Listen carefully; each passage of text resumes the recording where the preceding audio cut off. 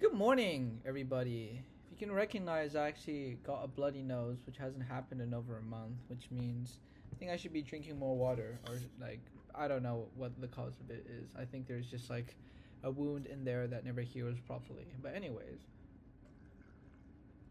today, what I do. I think work was fun today. I like went and got lunch with the interns.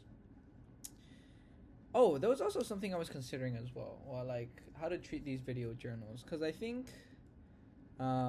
it's a weird thing where it's like I just talk about my day and then I kind of put it into nothingness, into like the ethereal realm, and then every now and then it speaks back to me. But you guys are all strangers. I don't know you personally.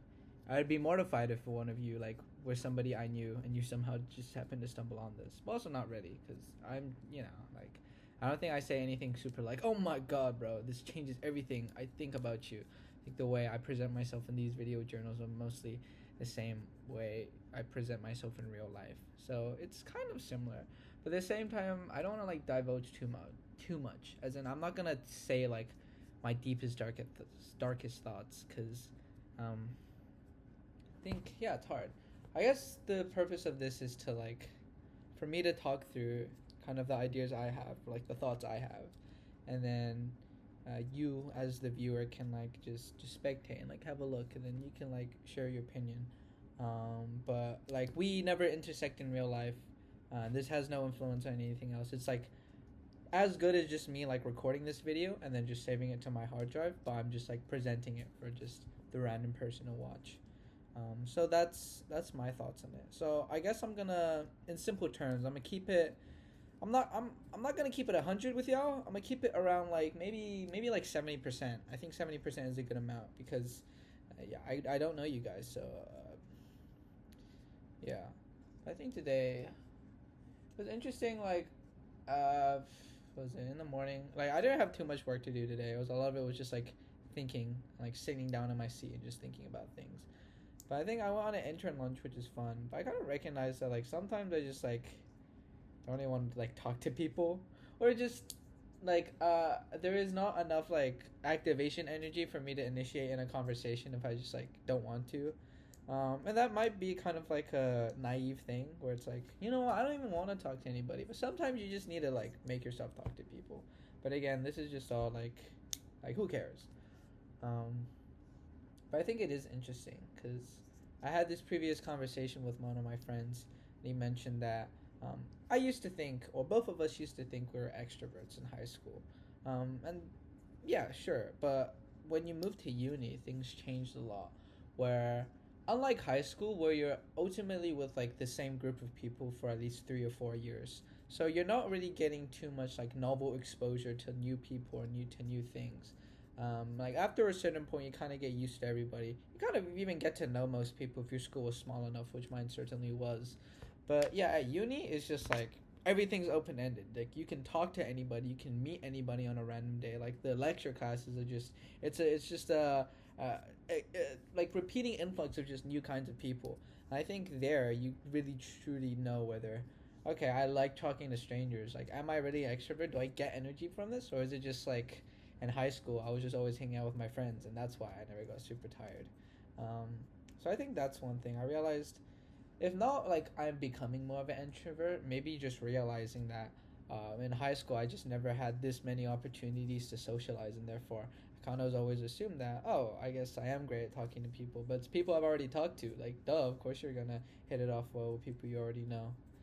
But yeah, I think still I would call myself an extrovert though, just by like I don't like loathe the idea of meeting new people, but it's something you gotta hype yourself up for, and I definitely have a social battery too.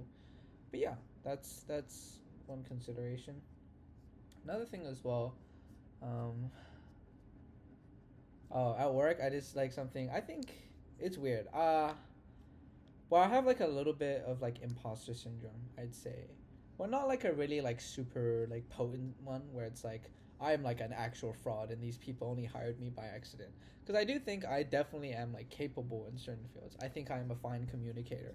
I think I'm able to gel with people relatively well. I think in terms of like technical skills, I think I'm under good, like pretty alright at like making fair assumptions and also translating business requirements into something that's like practical. I think actually like the coding itself, like one example is like I was paired programming with my team lead today, and then I just did like the dumbest shit ever.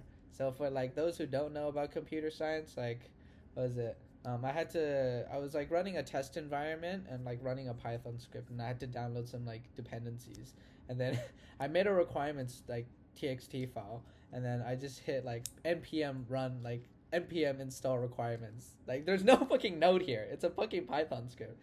You should be doing pip3 install. Yeah, that made my team lead laugh out loud. He was like, "You're hilarious, bro." That made my day, and I felt a little bit embarrassed. But like again, there's not like that was just like a silly mistake, and I don't think it undermines you as a programmer or anything because like even now I think more than anything like the actual coding chops or like the like how fast can you like I don't know like the actual like coding part I think becomes less and less relevant because if you think about it, yeah, like back in the really old days you'd have people like deep in like fucking C code like manually like managing memory or even just talking to the OS directly, but now it's like things have been so abstracted.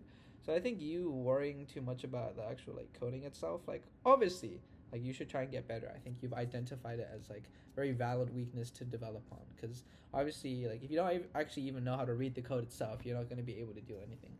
But I think don't let it kind of this weakness like undermine all of the other like strengths you have as like not just like a programmer but like a software engineer, what it means to be a software engineer, which is to like use all the theory you've learned and then apply it to like solve problems. I think you're a fine good problem solver. I think those technical chops are just something that you gain with experience over time, right? You're like talking to people who've had like a decade of like coding, like you're chill, buddy, like you're freaking chill. I think after that as well, today was honestly a great day.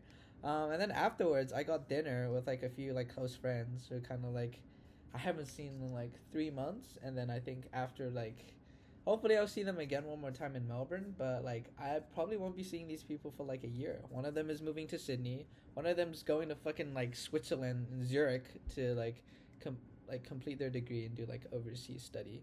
And I'm gonna be in Melbourne, so I think it's a little like a bittersweet thing, you know. You know those fucking like emotional like reels or like TikToks or whatever. Where it's like, you know, I don't know. There's like some like awe inspiring message. I think the one that really like resonates with me, or the one I'd make if I were making that emotional reels that to make you emotional would be like, I'm finding that I'm saying goodbye more often. I'm saying goodbye an uncomfortable amount, or I'm just, I'm saying like a lot of goodbyes. It's a little sad, right? Like, there's like great people that I've like hung out with, like those friends like I made like, hung out with for like 2 years at uni. Now like they've gone to graduate because they're in the year above me, and now I just don't get to see these kind of people, like these people as often, right? Like all of my close friends, especially when I like graduated from high school, then everybody went their separate ways. I'm still super happy that like we're able to keep in touch. Like imagine we didn't have the fucking internet, bro. After that, I just never see their faces again. But now at least there is like some way to communicate. I think it's just like those days are behind me. But at the same time, I don't feel super like terrified about this prospect. I think for me, I've never been super sentimental when it came to goodbyes. Um, like I'm not really the type to like cry after like somebody leaves or I don't get to see them for a whole year. But I do feel, if anything, I think bittersweetness. But more honestly, I just felt like extreme gratitude. I kind of realized, wow, like I've had so many great experiences with this person, and like the fact that I feel like bummed out that they're leaving, I think just shows like how much like it means to me. I think it's also I always feel happy in the sense where like I'm not happy that they're gone, but I'm also like accepting of the fact that like people are going in their own like different directions. People are definitely like thriving in life, right? That's like why are we going on our separate ways? Because people have found their own like unique directions to do things.